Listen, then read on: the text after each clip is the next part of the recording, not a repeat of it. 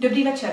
Omlouváme se divákům první galaktické za přerušení 2257. epizody seriálu Ztraceni, abychom vám oznámili výsledek soudního procesu tisíciletí.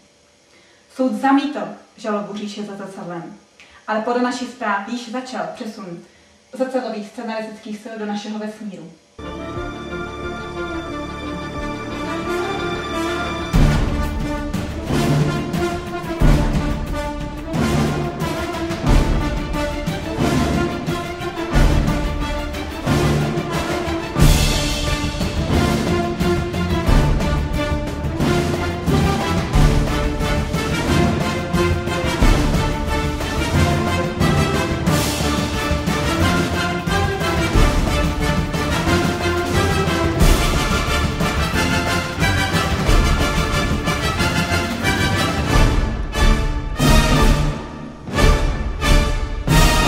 Vypadá to, že tihle skutečně stávkovat nebudou.